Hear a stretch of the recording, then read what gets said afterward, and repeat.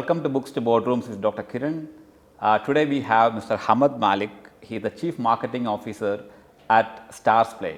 STARZPLAY is the leading streaming platform in the Middle East and Africa market. And today's discussion will be talking more about how STARZPLAY as an organization has established, grown and is growing in this market. So thanks Hamad for making your time and coming for this interactive session. So for the benefit of our student community, can you just give a little background about yourself and STARZPLAY? Sure. So thank you very much, first of all, Dr. Nair, for inviting me for this session. Really a pleasure to be here and to talk to you. Myself, I was born and brought up here in Dubai. I grew up here, then I spent a few years in US to study. I did my MBA from there, came back to Dubai, started working here, first in LG Electronics, rising through the ranks to become their Chief Marketing Officer.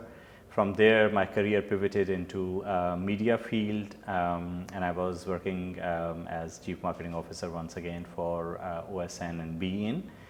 Both of these are pay TV stalwarts. In their own field, they are very well-known brands. And from there, I joined a startup which is called STARZPLAY. And STARZPLAY came into being at a time when Netflix was not available here directly, or they were not represented in the region directly. And we saw an opportunity to launch a brand which was a streaming brand. It's a homegrown brand, but it has evolved over the years to become a market leader. We have over 2 million subscribers. STARZPLAY has content in Arabic language, in English language, a lot of sports content. We have also struck various partnerships with brands like Discovery, Golf TV, some Turkish leading content providers, to provide a complete and comprehensive family entertainment offer. So you told that the startup and they seen an opportunity because Netflix was not here, but today Netflix is here. Sure. So when I say, of course, it's your direct competitor, but what is the difference between, is there anything different, why should somebody come to STARZPLAY and not go to Netflix, or what is the difference between these two? Is they operate the same model, or do you have different business model? Sure. So the business model is quite similar. However, one of the reasons why STARZPLAY has been so successful in the region is because we have tried to customize and localize our service to this region. For a startup, it is very, very important, or for any organization for that matter, it is very important to understand your customers, understand what their pain points are, and then try to resolve those. If you are unable to do that as a business, then it will be very tough for you to prosper and grow. So in our case, we saw an opportunity that in this region, the penetration of credit card as a mode of payment is very, very low. And what we did was to answer that pain point, or to resolve that pain point, we joined hands with over 21 telcos throughout the region, whereby the customers who want to watch our content, or subscribers who want to watch our content, can subscribe to us and pay through those telcos. Then in terms of the content selection is a very, very important area for a streaming service. And how do you select the content? What content do you select? Even if you are acquiring the content from Hollywood studios, it's very important not to just acquire everything that they have produced or everything that they have available, and have a strategy that is very customized for this region, and acquire content that will resonate with people in this region. So there are quite a few things of this sort that we have done to ensure that this service comes across as a homegrown service, comes across as a service that understands the customers of this region, and provides them something that they want to watch. So when you said this region and you told about the 21 telcos, so what exactly is the region which you basically targeting right now? Sure. So it's MENA region, Middle East and North Africa, and there are 19 markets, plus we are available in Pakistan as well. And so how do subscribers subscribe? If anybody want to get content, so what are the various channels through which the content is available, and how you get into that subscription model like any other partners? Sure. So, well, people can subscribe to us. I mean, they can download our app. That is the easiest, and subscribe to us through that, pay through that medium, or they can subscribe to us. I mean, through one of our partners. It could be a telco partner. I mean, we'll be available on their box, or I mean, we could be available as an app. I mean, the app and app. So they can subscribe to us there. And I mean, they can then start enjoying the content from there once they have subscribed. So if I have an subscription, I can watch simultaneously on multi-platform? Yes. So I mean, you can watch on multiple devices simultaneously. You can have up to 4 devices on which you can use the service.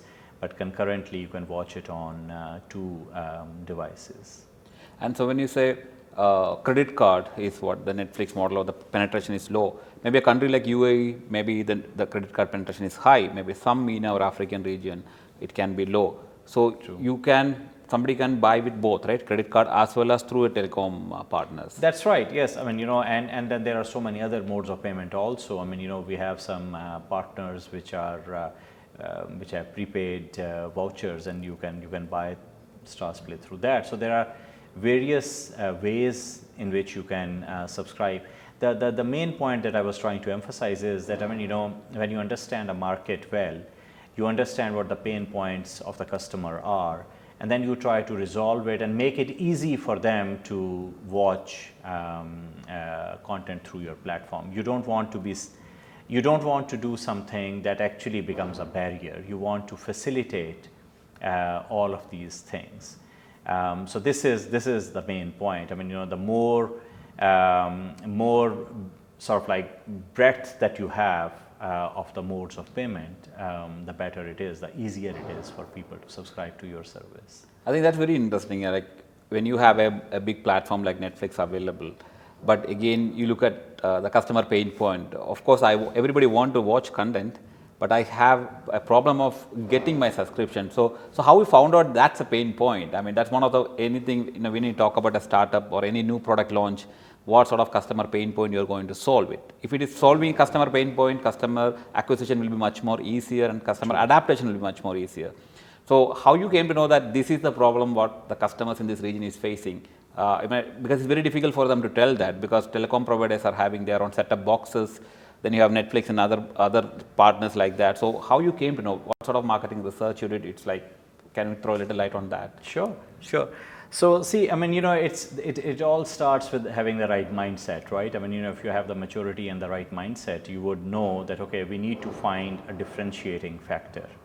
And then you go deeper into that, and you start with different hypotheses and theories of what could be your differentiating point. And then as you go into the market, talk to the right people, you realize what the customer pain point is. And then so realizing that is also one thing. I mean, first of all, it's important to ask the right questions and to reach a point where you know what the customer pain point is. And then as an organization, to have the willingness to act on it is an entirely different thing also. And it is a very important thing, because a lot of companies have the data points, they have insights, but they don't act on it, right? So this is the important thing.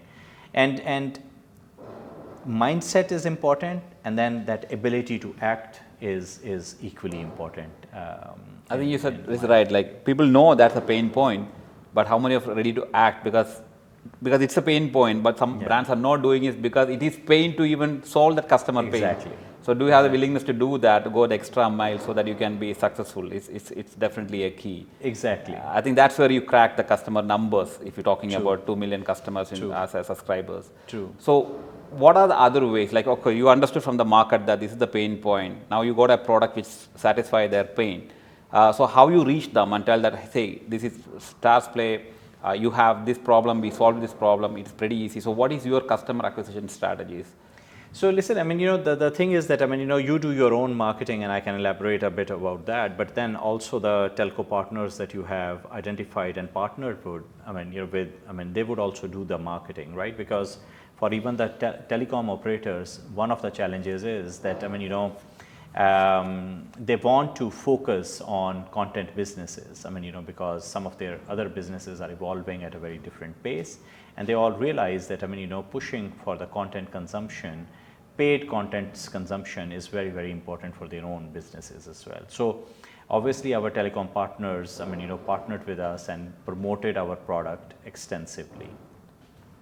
In our case, our customer acquisition is based on multiple layers. I mean, there are multiple layers there, but the most important thing is that you lead with the content, right? At the end of the day, people want to watch certain content. It is your job as a marketing function to ensure that you connect the right content to the right people. If you have great content but nobody knows about it, then that's not very good. And if you have great content but it is not suitable for instance, Saudi market or a certain segment of population, and if you hammer them with that message, then that will be lost on them as well. So for instance, we had a few months back Cricket World Cup, right? I mean, in a way for cricket, the Asian segment is very, very important. And we had marketed our product to the Asian segment because everybody loves Hollywood, movies and series, but we didn't have a very specific, well-defined Asian product as such, right? And then we acquired the rights for the Cricket World Cup. We changed our strategy. Because of our personal backgrounds previously within media and marketing the Asian products to that segment, we knew what to do. But again, we tried to understand, the dynamics of sports marketing, the dynamics of what we need to say when we are marketing World Cup cricket, and modified or customized our messaging, our creatives, our customer acquisition strategies accordingly. So it's a dynamic, very dynamic space to be in. But as far as an organization, you have this mindset of trying to always understand what customers need, and then provide them what they need. You would be successful. I think I'm about to talk about the cricket part, and you're talking about targeting an Asian audience. Now, you can do a lot of spending money on advertising to get their attention, but you went with a product which they really want, so it's a mutual benefit. Your branding is also done, and then you increase your viewership and all.